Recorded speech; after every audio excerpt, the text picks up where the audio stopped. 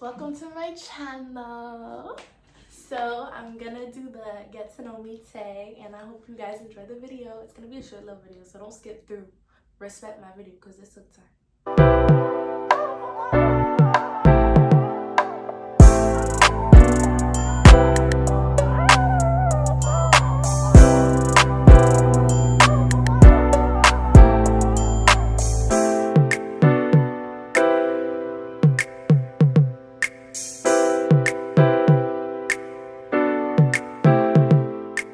So I'm gonna ask myself like a few simple questions just so you can know my bio and just like little things about me. And also I made a little post on my Instagram, my hair page, where I have my clients and my customers and like some friends asking me a few questions.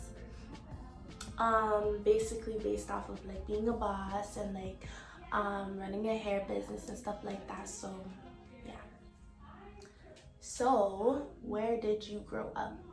I grew up in Canada. I was born in Toronto and now I live outside of Toronto. What year were you born? I was born in 2001. In August, Leo baby. Leo's are the best. I probably should have went through these questions first because I'm looking through these like, oh.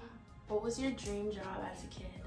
My dream job actually was to be a hairstylist, which I'm doing right now, which is crazy. What's your favorite color? Pink, if you couldn't tell, pink. Yeah. Oh, what's your name? My name is Azjani. Yeah, a lot of people know me by AJ though, but my name is Ajani. I'd rather be called Ajani, honestly. I just put AJ on my brand and stuff like that, and my Instagram, you know, but my name is Ajani. So now I'll get into those questions from Instagram. So first I kind of like to introduce my brand. So my brand, my business is called AJ's Dollhouse. So you guys can see my logo. This is my studio. I used to do hair out of my basement in my home, but now I've moved to a studio. It's not too far from my home, which is so nice. So like I'll literally get here in 5 minutes when I drive.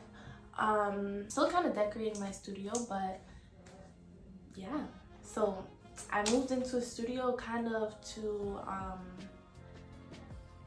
just have separation, you know, have that separation. Also be able to like say, okay, I'm gonna get up and go to work, you know, not get up and go to my basement. But yeah, so I moved to a studio. I really like it and it's cute. This is my dollhouse, AJ's dollhouse. So basically I made a post called Ask AJ. So I had everybody comment a few questions below and I'll answer in this video. How long have you been doing hair? So I've been doing hair since I was maybe like 15. I started off by doing braids, single braids, box braids. People always ask me today, can you please do my box braids? Can you please do my singles? I'll pay you extra, da da da da. I'm like, no. Hell no. Unless you're paying me $1 million, I'm not braiding nobody's damn hair because that takes so long. It hurts my back so bad. I'm 19 and why do I have back problems? You know what I mean? Yeah, I've been doing hair since I was 15. I'm 19 now. I started doing frontals maybe a year and a half ago. So yeah, so I keep improving, you know. First I was self-taught. And then I had my aunt come down, like self-taught with the braids and everything. And then I had my aunt come down from the States and she taught me how to make wigs. So then after she taught me how to make wigs, I'm like, yeah, this is gonna be crazy profit. Like, I'm so excited for this. But I didn't only do it for the money. I did it because like I couldn't find people in my area to do my hair the way I wanted. But now I could do my hair nice, like, okay. And then I had her teach me how to make wigs, and then I didn't really take it serious for a while. Like, yeah, I had another job. Like, I had a part-time job. I worked at a makeup store as a makeup consultant. So I didn't really take it too serious until I seen like the demand. Like, people always wanted their hair done, like, and it's like me going to work was me like making less money than I can make working for myself. So it's like, okay, let me do this. Let me quit my job, let me just do this full time, you know. So also yeah, and that's when I also started to take classes. So I took some classes with some girls in the city that do hair, and just got little techniques that I could like kind of mix into my own and find my own little thing. So yeah. Was doing hair always your passion? Yeah, actually, like I love doing hair.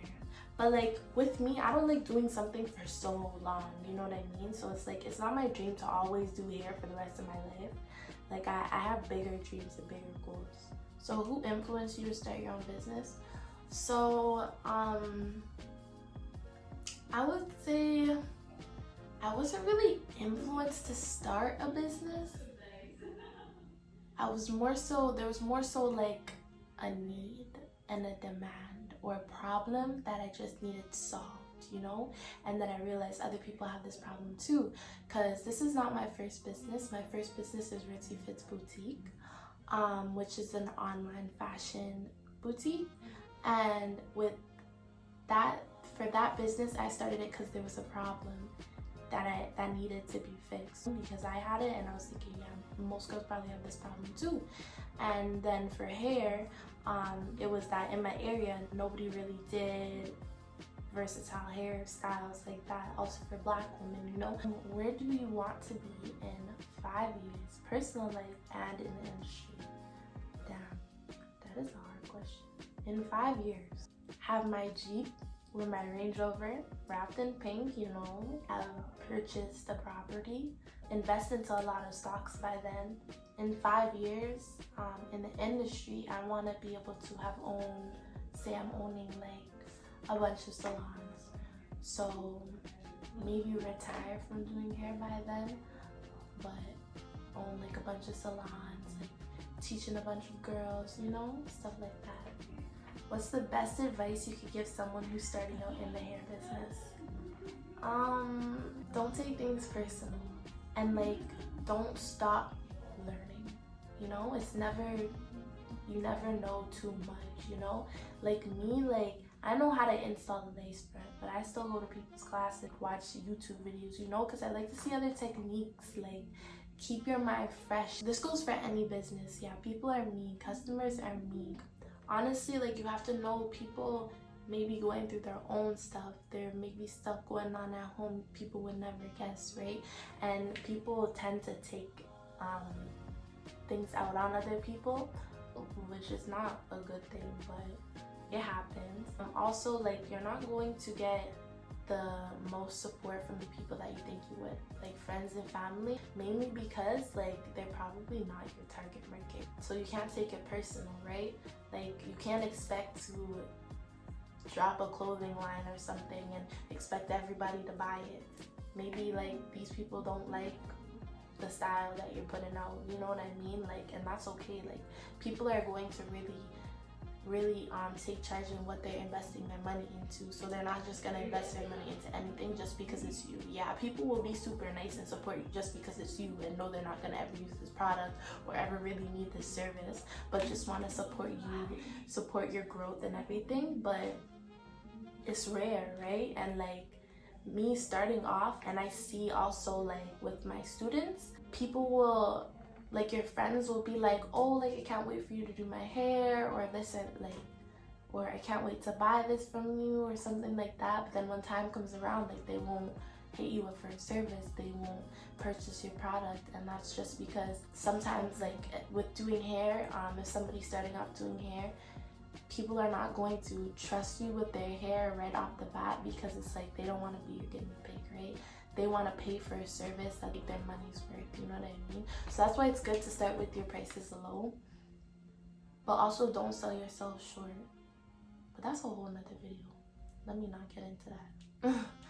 What made you start your business? The demand of nobody being able to do my hair how I wanted to. How did you manage to balance school and your business? Damn, that was crazy. When I was in school and I was trying to do hair, I literally lived downtown and I would come all the way back to the East End to do hair, because I wouldn't do hair in my apartment downtown because it was too small. So, and I didn't want people to know where I live, and like it was just personal, you know? Like I wanted my own space. I didn't want people in my space.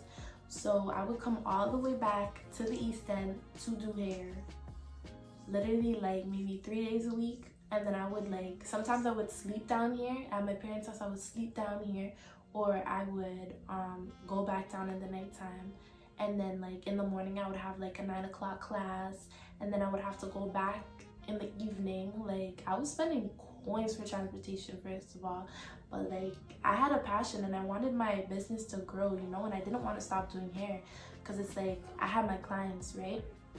And I love to do it. Honestly, if you have a passion, it really won't be a problem.